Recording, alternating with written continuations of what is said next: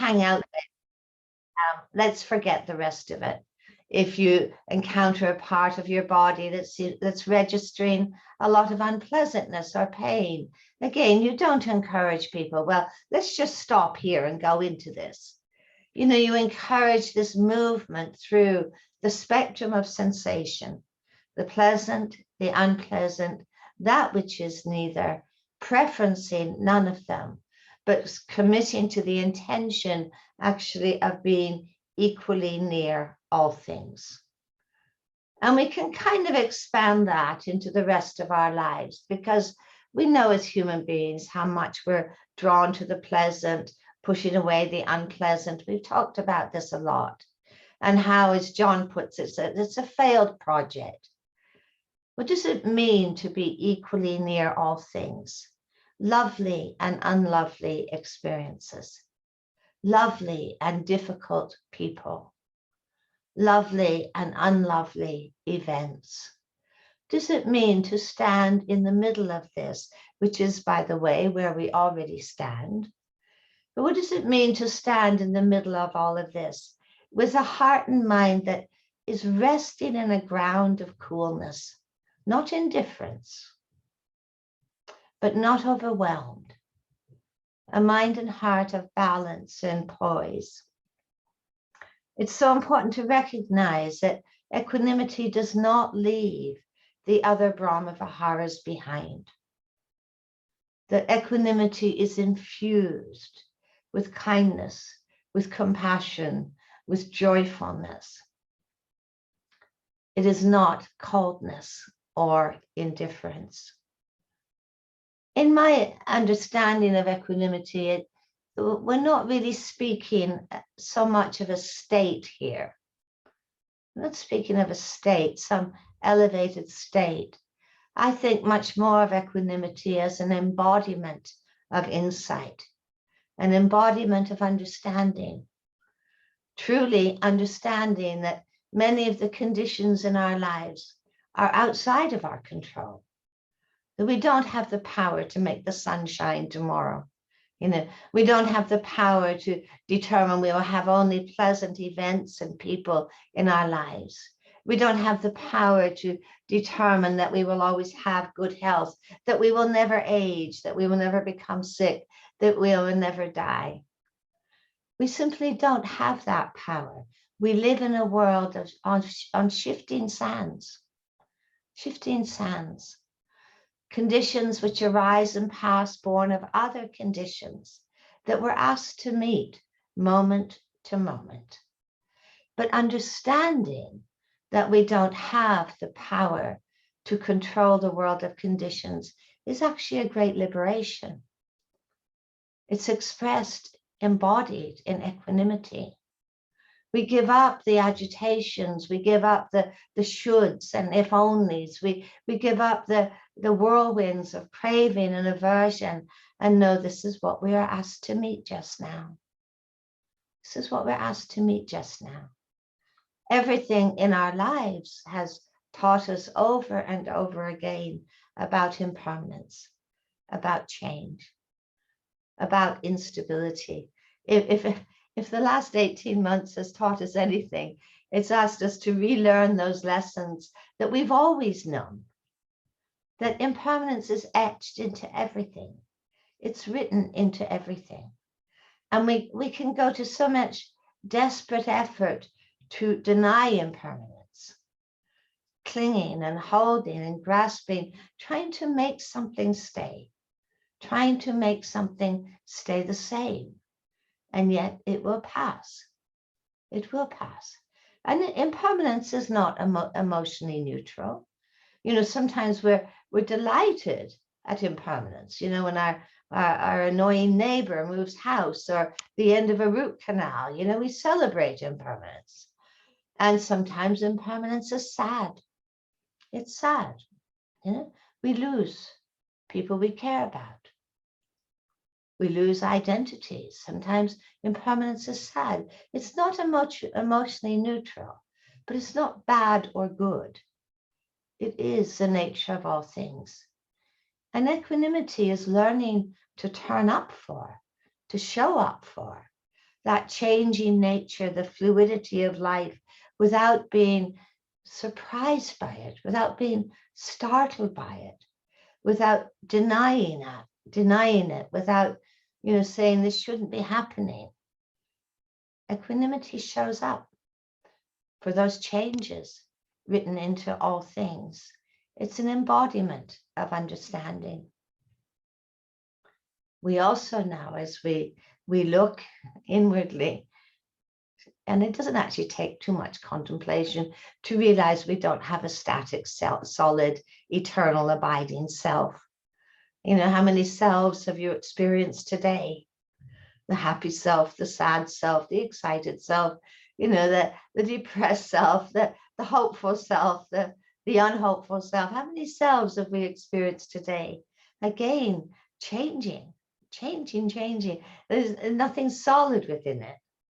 And this teaching is not in pursuit of no self at all. That is definitely not the nature of the teaching. But really appreciating the fluidity of selfing. I think we start to take it less seriously, the I am. I think we can start to loosen some of the grasping and the clinging around the I am. And amidst those changing phases of selfing, we find that sense of balance and care. Equanimity is an embodiment of understanding dukkha. There's so many different layers to dukkha, this word dukkha, so many different ways we can understand it. But it is true that all things will age and sicken and die. It is true that all things change. It is true that we're not going to find something outside of ourselves that's going to provide lasting happiness. We understand dukkha and we care about it. But again, we cease to be surprised about it or think there is dukkha because we have done something wrong. There is dukkha. And equanimity is an expression and an embodiment of that understanding. I'm going to turn over to John now. Okay, yes, I just want to pick up on some of the things that Christina has spoken about already. The content of our waking up that this path is aimed at. We can get this terribly wrong. The idea of nirvana gives us an idea of, I don't know, something very, very mystical, something very cut off. And actually what we're talking about is something very down to earth. It's the deep body of understanding of the three things that Christina has just spoken about. And an equanimity towards them, an unbinding from the reactive patterns. You've heard me say this phrase a number of times. Unbinding from reactive patterns, being pulled in this way and that way. We've seen some of this with, for example, the fluctuation in the feeling tones and the way we're pulled towards something which is pleasant and pushed away by something that's unpleasant.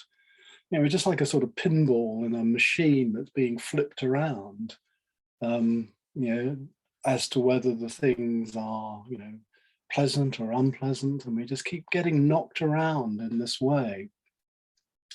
And so these three facets, these what are generally termed as marks of existence, this is our existential condition.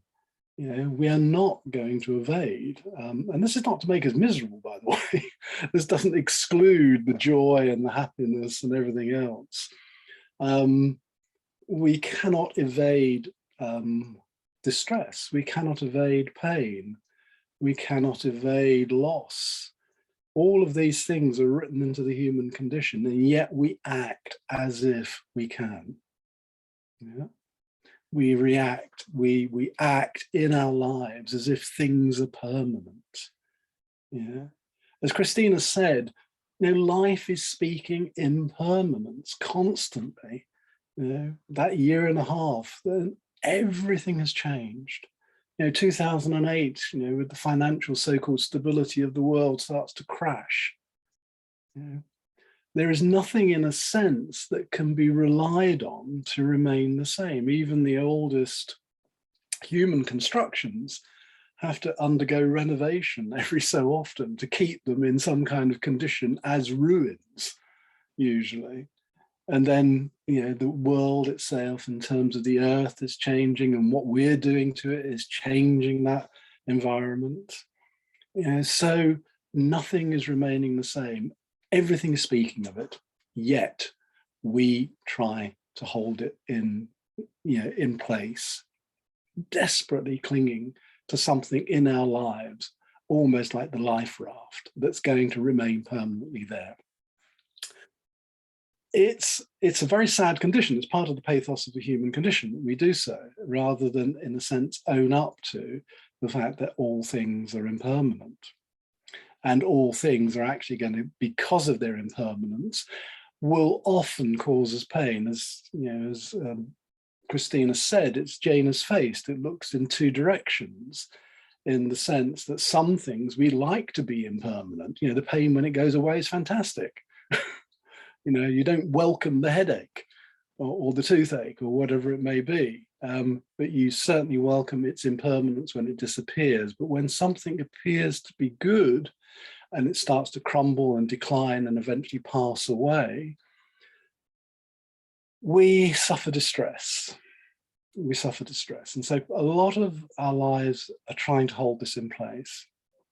And really out of that teaching, this notion of self that Christina has spoken about, it's not the idea, as she rightly says, that there is no self. It's not that. There is no self. There is only an impermanent self. It's not that there is something that we can find which is fixed within us. And actually, this is the good news. If you want change, be a changing self.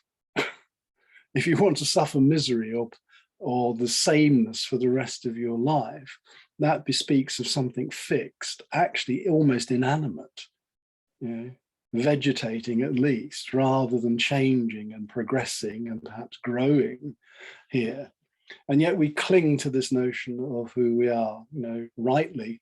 Which self is yourself today, out of all the selves, or even in the past? Or the many that are yet to come. How can you be true to yourself when this thing is changing constantly? And we want to change it often. I mean, I actually suspect that you won't get people at an 8-week course wanting to remain the same. What they come is wanting change of some sort.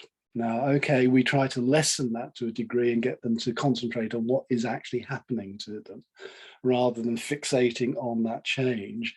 But let's face it, we all enter this path in some way, be it even the secular sense or even in the more traditional Buddhist sense, because we don't want to remain the same. That can only happen because of the lack of fixity, which is us. We are process. We are not things. Do you want to be a thing or do you want to be a process? There is, if I could, actually, I might try to find it as we're talking, as Christina's talking. There's a lovely quote actually by a president of the United States, believe it or not, who's, who from the 19th century, who talks very much about not finding a self within himself, not finding a fixed self. Let's get this very clear. It's not finding a fixed self. It's not finding no self, but not finding something which is fixed. So the deep insight is into these things, into this action of no self, which is really coupled to impermanence. Many of you, particularly those who've heard me speak before, will probably heard me say something like, all things are impermanent. Not a massive intellectual thing to agree with, is it? We might have various little quibbles about it, but when we look around, most things are impermanent, even if we desperately want them not to be. Most things are impermanent, and generally, when I make that as a proposition, people assent to that.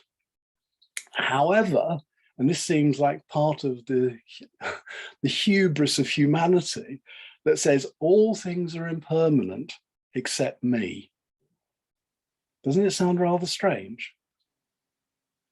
Everything is impermanent, but not me. I'm the same person. Yeah. Well, of course, what it's really just saying is we are part of the movement and the change. And the theme tonight is embodiment in many ways, although we've started off on this theme of equanimity. And really what part of the waking up process, in some sense, is not, if not almost the whole part of it, is waking up and embodying that understanding so that we can affirm, say yes, rather than no. We spend an awful lot of time, I don't know if you've noticed this, saying no to things in life. No, I don't want that. No, I don't want this. We spend a lot of time saying no to things we can't avoid, to things which are almost forced upon us. We probably said a lot of no's to the curtailing of our lives and behaviors as a result of this pandemic. We've probably said a lot of no's, but we had to get used to it. We had to, in a sense, start to say yes to it and create some life within those strictures and the situation that we find ourselves in. So it's embodying this deep understanding of those things, really embodying them. We can talk about all things are impermanent, have it as a good idea, assent to the idea, and still get really upset when something gets broken. Or when something doesn't work, like this afternoon with me. We can get really, really upset about this, but nothing is fixed, nothing is permanent, nothing actually is ultimately secure in that way. And yet we search desperately for those things. Embodying the understanding of it is not to go into a sense of indifference, but affirmation, okay, this is the way it is. Now we move ahead. Just one final thing before I pass back to Christina. This was very much part of the so-called last discourse of the Buddha. I always like this, and I like to translate it in a very colloquial way. When the Buddha was dying, and he died roughly at about the age of 80, according, it's just a big number in Indian thought. He died at the age of 80. He was probably, for Indian times, 2,500 years ago, relatively elderly at that time, but don't fixate on the age of 80. But when he was dying, people gathered around him expecting some sort of deep, deep Dharma discourse, some deep wisdom to come out of his mouth at the end of his life, having spent, all these years walking around on foot teaching in northern India. And he says this, he says, all things are impermanent, now get on with it. Basically, that's what he's saying. All things are impermanent. Absolutely everything is impermanent. Now get on with it. Because that's actually the spectre that we're facing in terms of life. The things that we'll encounter are passing away. Rilke has this wonderful phrase again in one of his elegies, where he says, I live in this world forever taking leave. Always saying goodbye in some way. It's a beautifully poetic expression of the same idea, that all things are impermanent. Christina. Thank you. I'd like to, I think you've begun to move us on to this theme of embodiment, which I feel really is at the heart of this path. This path, this teaching has never been concerned with, as I mentioned the other day, graduating perfect meditators. It's never been concerned with just, intellectual knowing. It's never been concerned with becoming perfect. It has always been concerned with embodiment. And when I started to reflect on this word embodiment, I went first to the dictionary, see what the dictionary would have to say. And the definition I found in the dictionary was that embodiment is the visible or tangible expression of a quality. The visible or tangible expression of a quality. And there's a few domains of embodiment I think we could reflect on this evening that I feel concern us all. The first is, what does it mean to inhabit the body fully? What is asked of us? The embodiment of what I referred to as the kind of key attitudes, the key intentions within this path.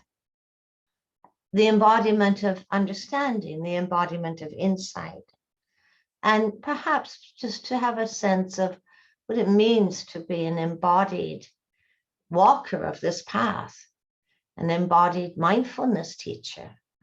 What is the visible or tangible expression of this?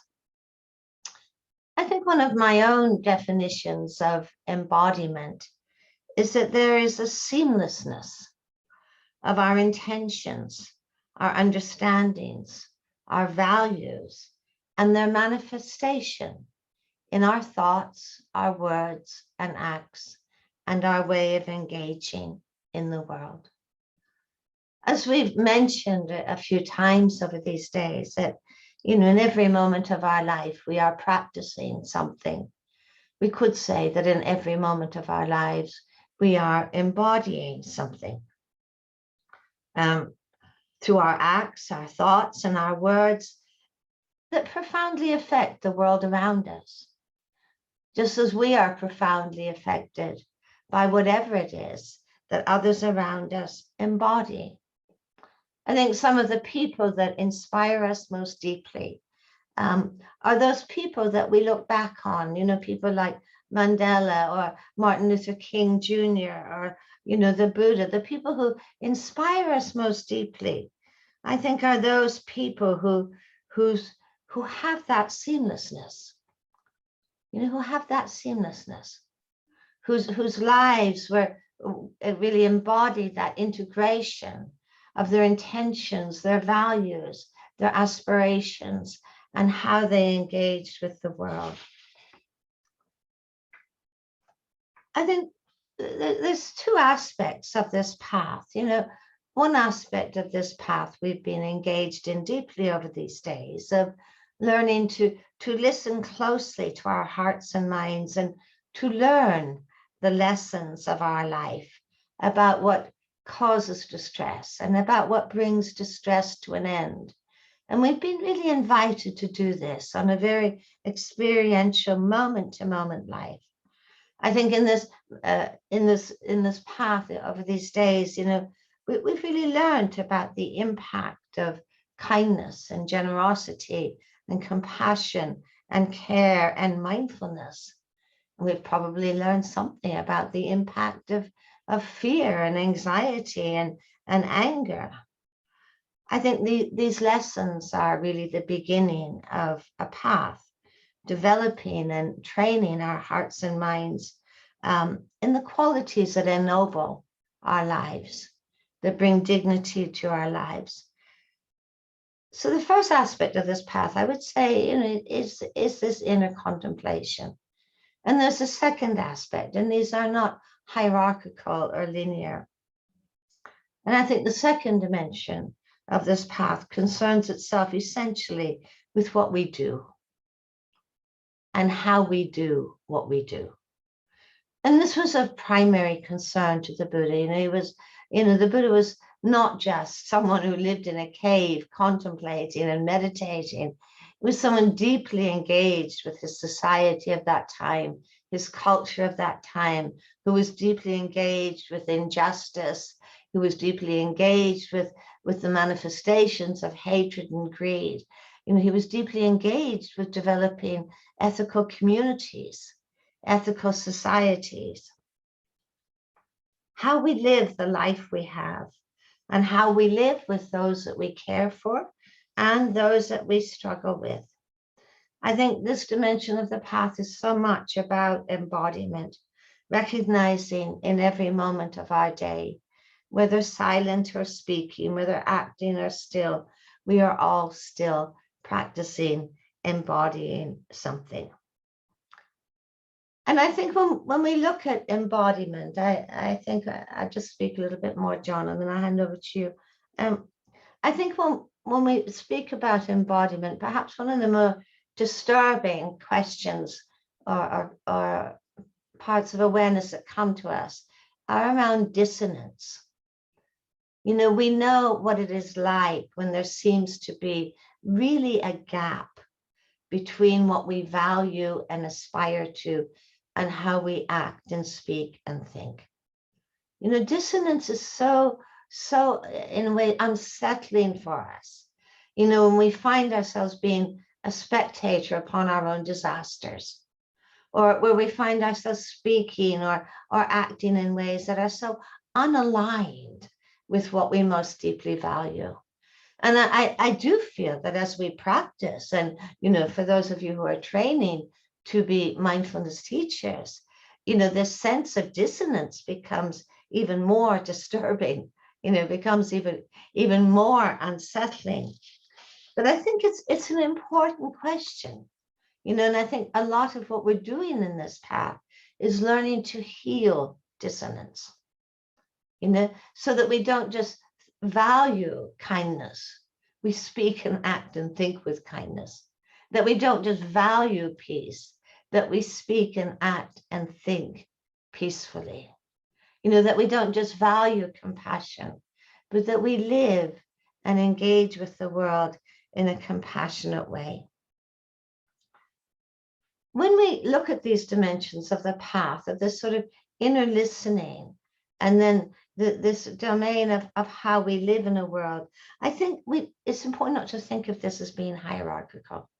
You know, I think some people have the view that, you know, they just need to practice really a lot, you know, and then they'll have the insights and the kindness and compassion that they will manifest in their lives. You know, we could wait for a long time, you know, and I think it's important to see that we don't have to wait until we're fully awakened before we begin to live in the light of our deepest aspirations and understandings, of knowing that life is ungraspable, knowing that it's changing and uncertain, knowing that this world does not need more agitation or fear or anger, knowing that this world, both inwardly and outwardly, is in dire need of more kindness and compassion and sensitivity. I think there's a humility in recognizing that embodiment is a path. It's a journey. It's an ongoing process and I think it's an ongoing question and investigation for us. Okay, John, I went on a bit longer there than I intended. Don't worry, don't we all? Just let's go back to this word embodiment. Again, it's interesting if you think of the definition of embodiment. Certainly one definition I can remember from years ago looking it up was of the notion of embodying or embodiment, was it was the overcoming of dualisms between mind and body. Yeah. Something that's run through certainly Western history and a huge part of Eastern history for a long time. The idea that somehow the mind is given privilege over the body, and the body is seen often as a source of everything that keeps the mind bound in some way. And it varies obviously through traditions and the metaphysics of those traditions. But there's been a deep dualistic strain that's run through the thinking of both East and West. I wouldn't want to make a big distinction, but it's certainly there in the Western world, and that's where we are at the moment. So we have that inheritance of thinking dualistically about mind and body. Yeah? It's interesting, that disjunct there. It's a connective, but it's also a disjunct, that we keep them apart with that little and body, mind and body. Interestingly, of course, in the early languages, I mean, you've come across one of these words that's often used for mind, which is the word chitta. Except we don't have any copula between them. We don't actually have an and between the two. It's mind body, and the word for body is kaya, just K-A-Y-A. So it becomes chitta kaya, mind body. Yeah. And this has been right at the forefront of Buddhist thought since its very inception. It changes over its history, and you get, so don't expect to find it in every form of Buddhism. In its history, it also takes on a dualistic strain in the sort of ways that it develops in other cultures. But in its original inception, it's a non-dualistic conception. We are a whole, a continuum of mind-body and nothing else. Something that's come to the forefront as well is in Western thought, and particularly in Western psychological research, is something called inactive or embodied cognition, which means actually that we can't engage in certain cognitive acts if we didn't have a body. So much of our cognitive, our cognition depends on the body's ability to move and to see. Even many of the metaphors that we use, like perspective, to see the other side of something. Actually, we're using physical metaphors. I don't know if you realize this, we're using physical metaphors. So it's my little message is this is at the heart of early Buddhist thought. And actually it's the heart of making ourselves whole again, is the sense of bringing these two back, dropping the and becoming the mind body in this, and understanding that's where we're operating from. Even to think that, we can have an idea that somehow not having an effect on the body is to think dualistically. Yet, of course, this is what happens. We do have ideas. Sometimes they're not fully developed. We don't hold to them. We don't actually embody them. Yet somehow, sometimes embodying them means to engage in the acts without the thought necessarily being fully authentic at the time. I don't know if this makes sense to you, but sometimes we say, I can't do that because it wouldn't feel authentic. As Christina kind of mentioned earlier on, we could wait the whole of our lifetimes for something to feel authentic. Yet there's another alternative, which is actually to embody compassion, to embody generosity, and to embody kindness by engaging in the activities. It might send a message to the mind.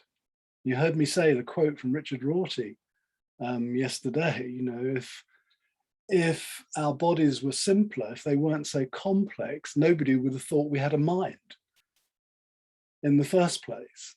That actually this is so deeply integrated, and I don't need to go into, probably many of you know more of the science than I do about this, but the more and more they explore the cognitive aspects of the body, the more and more the complexity of that body is shown and its interrelationships with the world.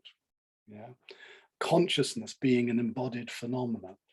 This is a little bit of a digression away from Christina, but I want to bring it back to what Christina is saying, because this embodiment, this embodying of these things, where somebody will strike us as not just saying something, but actually embodying what they're saying, is actually because of that integration, of actually beginning to drop the copula of mind and body, that conjunction, bringing them together through an and of something. This is the full integration of this coming together in a harmonious way. And we know it when we see it, don't we? You recognize it when you see somebody who is not just speaking words, but embodying those words, because it comes through in what I call their gesture, in the gestural response to being, in the kindness with the way that they look at you, with the way that they move their body, with no dismissive gestures. That person You will see, you will recognize, you will know. And of course, I mean, Christina's mentioned very famous figures. You know, the reason why we admire many of these characters so much is they appear to have embodied that. People were struck by that embodiment. You know, the way that Martin Luther King or Mahatma Gandhi and these people actually embodied what they were talking about. They didn't just utter the words. Now, we can have just the ideas and they're not being embodied. I mean, later Buddhism actually has what I call the holiday brochure version of something like compassion. You know, you flip through the holiday brochure, think, oh, that would be nice to go there. Oh, that would be nice to go there. Actually, this brochure is full of things like generosity, compassion, kindness. You know, oh, yeah, a bit of compassion would be nice to go there occasionally. Kindness looks quite good. But you never actually go there. You never go on the trip. The full embodiment is not just having the idea, but when it becomes married to that sense of making the journey, taking your foot on the journey, placing it on the path, and really starting to go there. Now, in terms of mindfulness training, as you probably know, in the MBI TAC, the way that we measure this, or the way it is measured, you know, as trainees, embodiment is an enormous part of what you're assessed on. You know? How much do you embody the mindful approach rather than just talk about it? And this is very indicative of the fact that this is so important in the delivery. In fact, some people can be almost word perfect, but not embody something.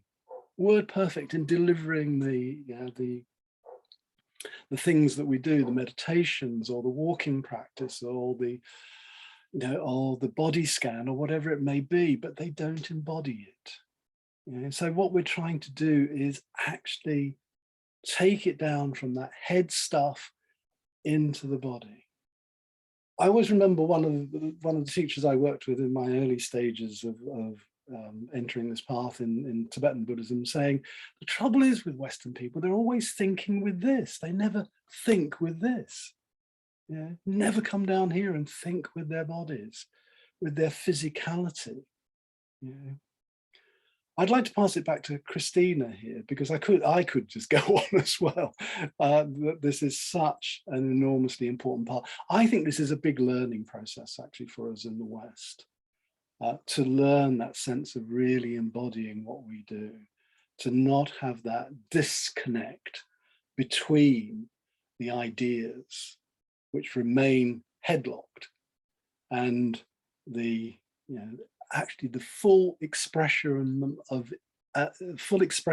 them in our gestural sense of being, how we are in the world. Yeah, because it comes down in the end to a simple question: how do you want to live? Do you want to really live this life? And you know, mindfulness is not just a technique; it's a way of living your life that pulls in these other things and supports these other aspects that we've talked about over these few nights. And to really live that life is to embody that life. I'll rest there. I'll rest my case on that and pass it back.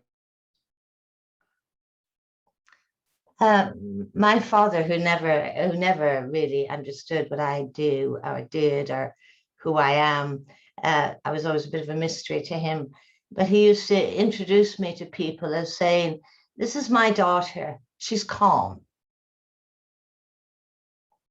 That was it, you know, and I assume that is what he picked up. Walt Whitman once said that everything we do, everything we have ever done, everything we do, and everything we will do, we do through this body. We've spoken really a lot about mindfulness of the body during these days. We've all acknowledged how much mindfulness of body is so central to contemporary mindfulness, to ancient mindfulness, and we can never overstate it. To be forgetful of the body is to be forgetful of so many things. In the early years of my practice, one of the meditative lineages I practiced in was primarily concerned with teaching the body scan, as we call it now. And it's where the 8-week, it's the lineage that the 8-week, that the body scan in the 8-week program comes from. It's where John Kabat-Zinn learned it from some of us.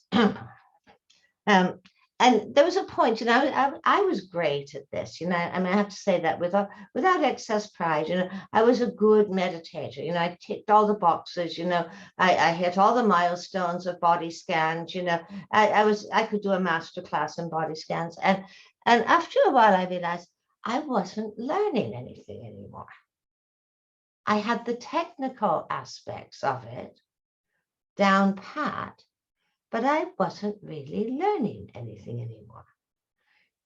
So that triggered a sort of investigation for me to really understand, what are the lessons that are the subtext of the body scan? Because we don't want to be teaching people just a technique.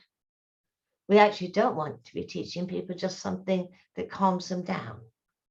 We actually want to be teaching people actually lessons that help them to wake up, as we want to be learning lessons to help us to wake up. So I started to think about, okay, what are the lessons that underlie this? And I thought, well, one of the first lessons that we're learning in being mindful of the body is an attitude of curiosity and befriending. Turning attention towards what is actually being experienced. It's our first lessons in kindness. Perhaps one of the primary lessons we learn in mindfulness of the body lies in that simple refrain, to know the body as the body, to begin to take this self-identification out of body experience, to allow the body to be the body, rather than an object of fear or an object of craving.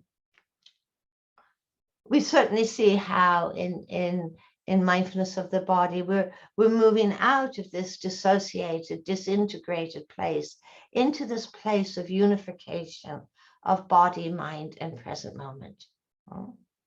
And moving into somatic experience, the felt sense of being here. We learn that mindfulness of the body is always a present moment experience, that we certainly don't have next year's toothache or last year's flu.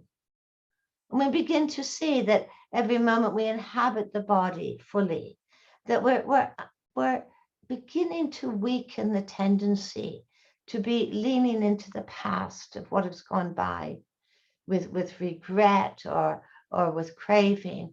And we're beginning to loosen this tendency to lean into the future with anticipation or dread.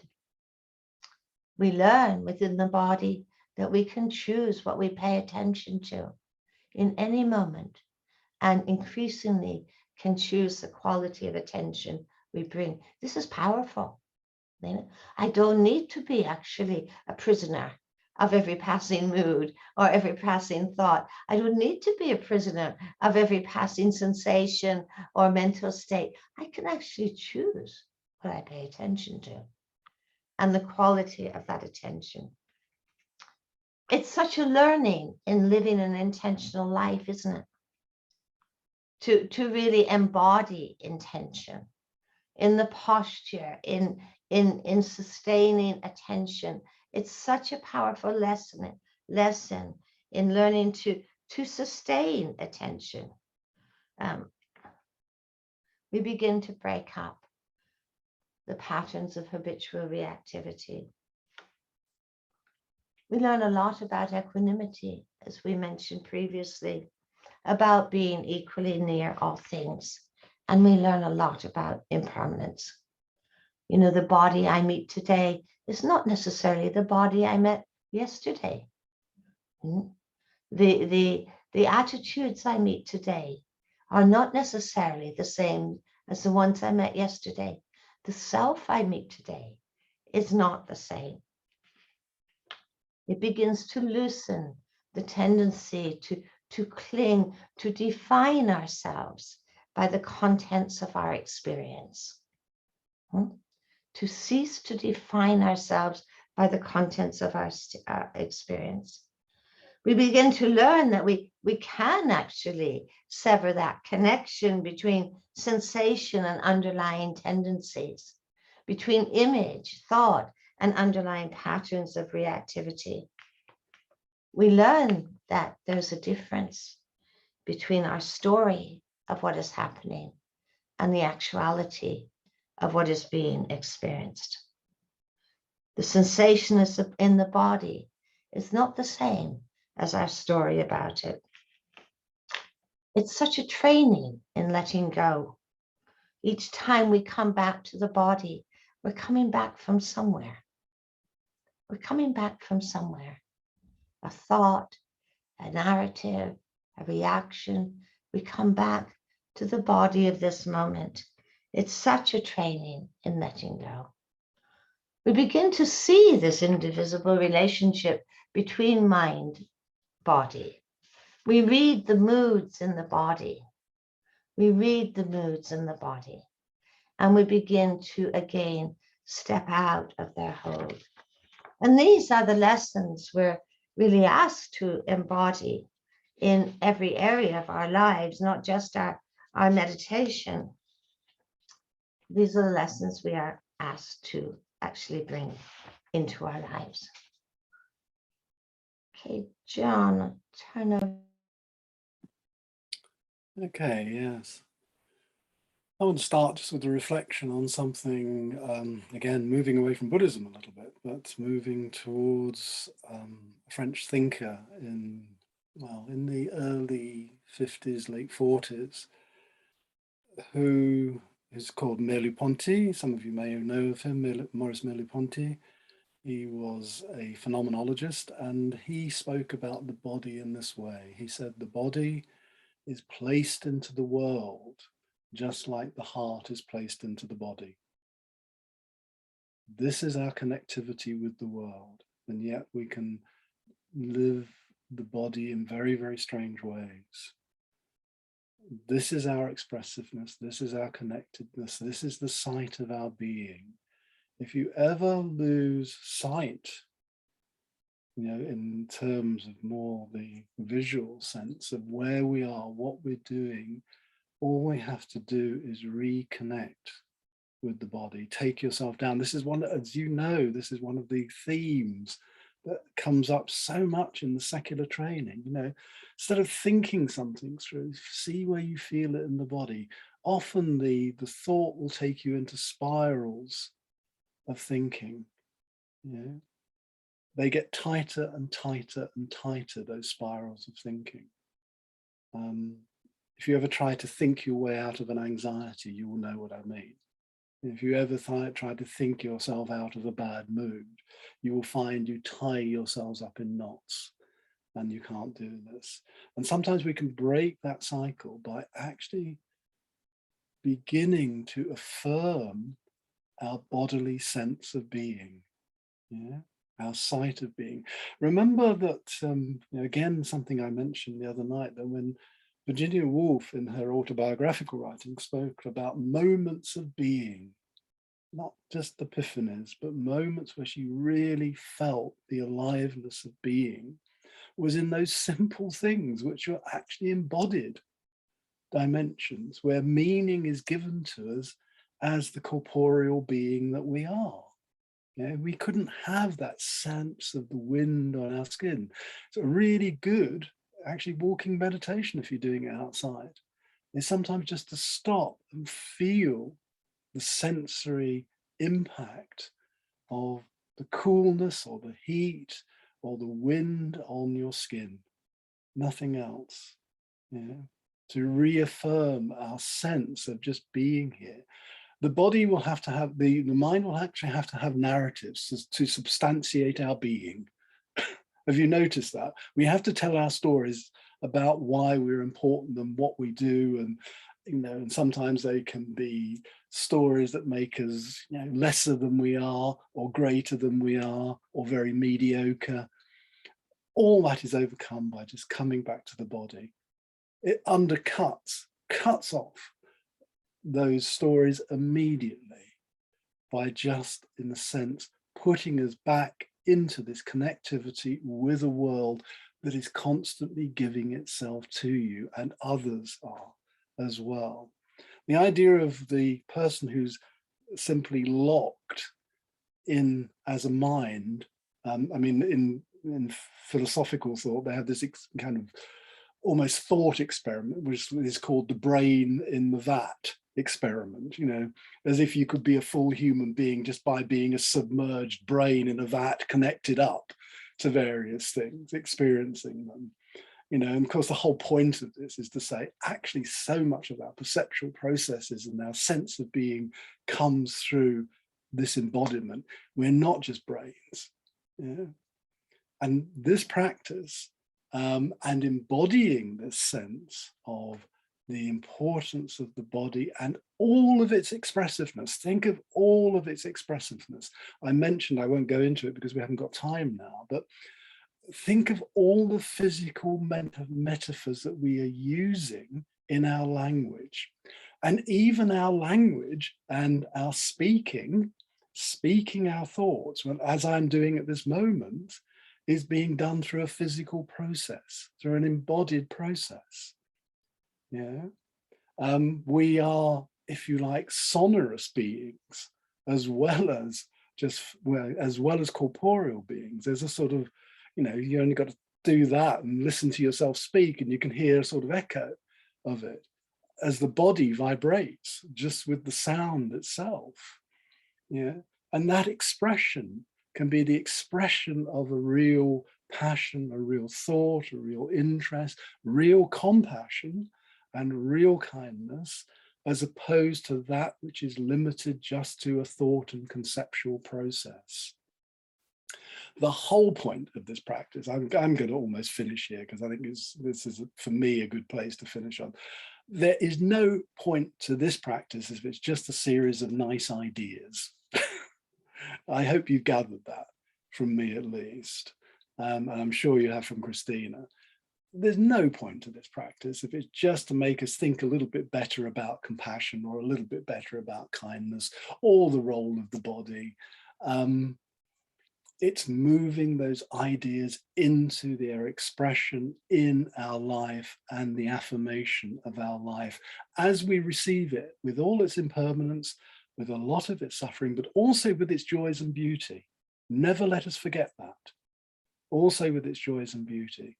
And to really move with that body into this life and affirm this life through our fully corporeal sense of being here in this world. And know, actually, even if it's only to one other person, you can make a difference, you know, with your being here. Yeah. We're not consciousnesses floating around disembodied, you know, not contacting each other, not being able to affect each other.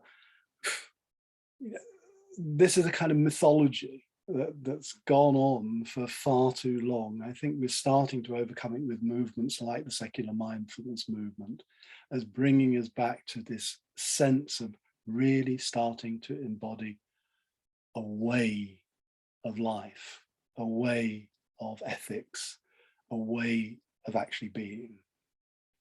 And I'll pass you back to Christina again. Okay, I'm just going to really skim over these other areas of embodiment because we've run out of time. And I think we actually already have discussed them quite a lot. I mean, the second area of embodiment, I think, worthy of considering are what in Buddhist psychology are kind of really called the three core, the three whys, the three skillful intentions that have many, many offspring. The intention of kindness, the intention of compassion, the intention of non-clinging, which can also be translated as generosity. To embody those intentions, to let them lie behind our thoughts, our words, our acts, our choices, our engagements, our interface, to think, to reflect upon what our life would look like, to embody those intentions. And not to idealize this, not to romanticize this, because again, this is This really is a moment-to-moment cultivation. But we need to hold it as a possibility. To embody those key understandings, what does it mean for us to live in the light of our understanding of impermanence? What would change for us to live in the light of our understanding of instability? What would our lives look like to really live in the light of our understanding of dukkha, of vulnerability and unsatisfactoriness? What would our lives look like to live in the understanding of non-self, of no abiding, independent self to be found anywhere? And I think it's really important to understand when we speak about embodiment, even though you don't find it in the early texts, I think the Buddha is describing really the landscape of freedom, the liberation of heart. It's really describing this. And as mindfulness teachers, those of you who are teaching or training to teach, as John has mentioned, embodiment is so central, isn't it? But I really just want to encourage you to acknowledge that you don't graduate as a fully embodied mindfulness teacher. This is probably the journey of a lifetime. It's probably the journey of a lifetime. And yet it's a journey that's, so rich and actually brings such joyfulness that it's a journey, a pathway, I think, well worth traveling. Okay, that's where I'm going to end. I don't know if you have any closing remarks, John. No? I have lots of closing remarks. I'm just not going to say them tonight. Otherwise, I'd go on for a long time. So I'll spare you that. So let's just take a moment to sit together before we break.